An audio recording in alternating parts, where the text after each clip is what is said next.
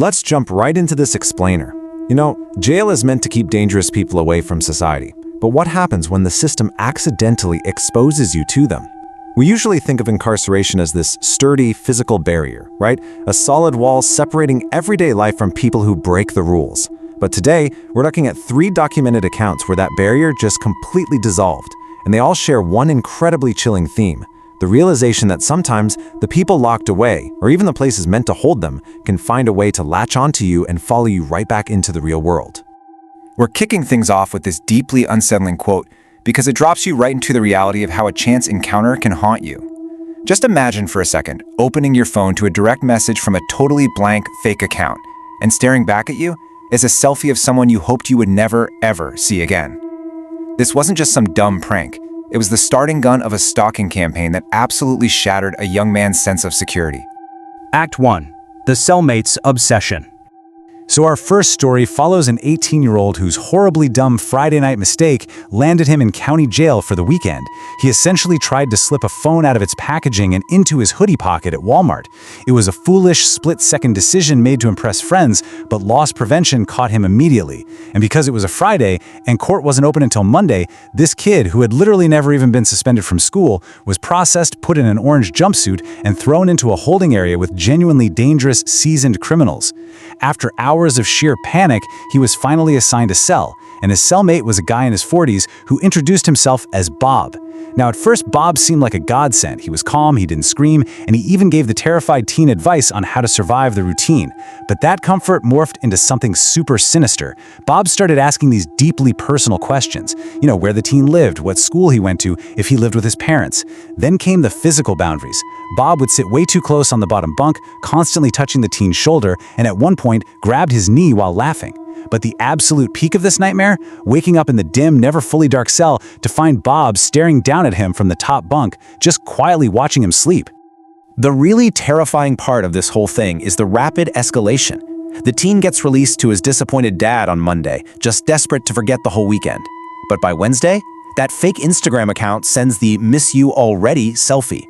Then, just 2 days later, a ratty car parks outside the teen's house. Moments later, someone is aggressively testing the front doorknob back and forth before moving to check the back door. And if that wasn't horrifying enough, weeks later, the teen is out at a local dive bar with friends. He looks across the room, and there's Bob, sitting in the shadows with a pulled-down baseball cap, staring right at him with that exact same sinister smile. So the million-dollar question we have to ask is, how did Bob get his real name and address? This right here exposes the terrifying loophole of how predators exploit public booking records. The teen only ever gave vague answers in the cell, but Bob knew the system. Once he was released, all he had to do was search the local jail's public booking logs, find the 18-year-old's full name, and just use the internet to trace his public Instagram and home address. One single stupid mistake literally gave a predator the exact breadcrumbs needed to hunt him down. Act 2. The fake security guard. All right, stepping away from an active cell block, we're heading into a decaying, abandoned prison. Our narrator and her friend Laura were fascinated by this massive, Gothic-looking building an hour outside of town. So against her better judgment, the narrator agreed to go urban exploring with Laura at 1 in the morning. They found the front door totally unlatched, stepped into this massive, musty facility littered with debris, and made their way into a giant room lined with old jail cells. Just as the narrator was begging to leave, this massive echoing crash rang out. It stopped them dead in their tracks. Then, a figure stepped out from the darkness at the far end of the cell block. When Laura threatened to pepper spray him, the guy threw his hands up defensively. He introduced himself as Mike, this really smooth-talking guy who confidently claimed to be the building's security guard, saying he was hired to detain trespassers.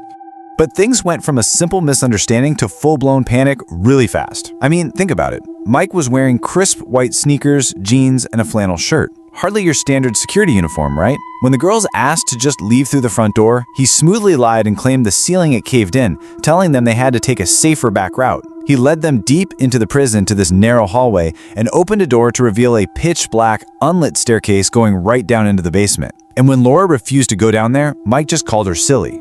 Well, when they flat out refused to step into the dark, Mike's friendly facade completely dropped. He stepped up, reached out, and gently but firmly grabbed the narrator's arm, actually trying to physically pull her down the stairs. That's when Laura's situational awareness kicked into overdrive. She screamed, shoved him hard enough to make him stumble, and just yelled to run. They pulled off a frantic, adrenaline-fueled sprint back through the pitch-black facility. And guess what? They made it all the way out the front door, proving the ceiling it never caved in at all, and peeled out of the parking lot, checking their rearview mirrors the entire drive home. Get this. The absolute horror of this encounter was solidified a week later. The narrator bravely called the local police to confess to trespassing and report this creepy guard. The officer on the phone was totally speechless. Not about the trespassing, but because that abandoned prison had absolutely zero security personnel. No cameras, no guards, no mic. Meaning whoever they met in the dark that night was a predator lurking in an abandoned prison at 1 a.m., actively trying to lure young women into a pitch-black basement. Act 3. The Omniscient Inmate. In our final act, we're shifting perspectives. Instead of an inmate or a trespasser, we're looking through the eyes of a corrections officer. Now, this officer had just moved over 1,000 miles away from his hometown for a fresh start at a new local jail. Within his very first week, he crossed paths with a non-violent parole violator named Edgar. Edgar was the model inmate, impeccably polite, never stepped out of line, always called the officer sir. But that polite demeanor was masking something incredibly sinister. The unnerving reality sets in when Edgar casually stops the officer one day and asks, "How's Stan doing?" Stan is the officer's brother. Days later, Edgar asks if Diana, the officer's mother, still lives by the lake. He even asked if his nephew still loves baseball. The officer had zero social media, and his own coworkers didn't even know this information. When the terrified officer pulled Edgar's file, a background check proved Edgar was a local who had never even visited the officer's home state 1,000 miles away. It was statistically impossible for him to know this. When the officer reported this to his supervisor, he was completely brushed off. He was basically told it was just a ploy to provoke a lawsuit. So the officer was forced to just endure Edgar's smiling, polite presence every single day. And then came the day Edgar was released. He paused, looked right at the officer, and delivered this parting line with a slow, ominous smile. It wasn't just a friendly goodbye. It was a promise. And it completely set the stage for a psychological game of cat and mouse that would soon bleed directly into the officer's private life. Just watch how quickly this turns into a nocturnal nightmare. It starts one morning at the officer's home. A hooded figure rings the doorbell, softly claiming to be selling meat from a truck. The next night, the camera trips at 2 a.m., but no one's there. The night after that, at exactly 2 a.m., the meat salesman returns. When the officer threatens to call the police through the camera speaker, the figure lifts his head and smiles. It's Edgar. He then slowly turns and just walks away into the night, with absolutely no truck in sight.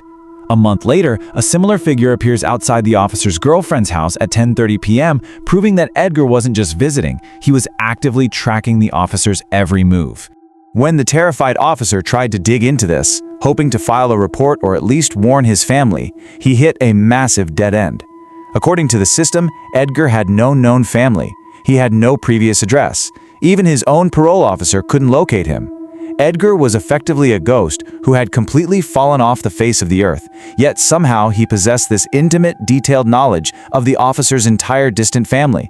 To this day, the officer hasn't slept well. He's absolutely terrified that Edgar might just show up at his mother's lake house one day. A lingering nightmare. Okay, let's wrap this explainer up by looking at the common thread connecting these three horrifying encounters. What we've really learned today is that situational awareness isn't just about looking over your shoulder in a dark alley. It's about understanding a fundamental flaw in our perceived safety. You know, we feel safe behind our Ring cameras, inside our locked homes, or surrounded by friends at a dive bar, but we completely ignore the invisible threats. Public booking records that literally act as a directory for predators, stalkers hiding in the actual dark of abandoned spaces, and chance encounters with inmates who weaponize seemingly hidden family details. It entirely shatters the illusion that a physical wall is enough to keep a threat contained. So, I want to leave you with this pretty chilling thought. Whether it's through a digital footprint you don't even realize you left behind, a public record anyone can search, or just an unlocked door to a place you probably shouldn't be, how certain are you that the shadows are empty? Thank you for exploring these terrifying realities with me today, and please, always remember to stay aware of just how visible you really are.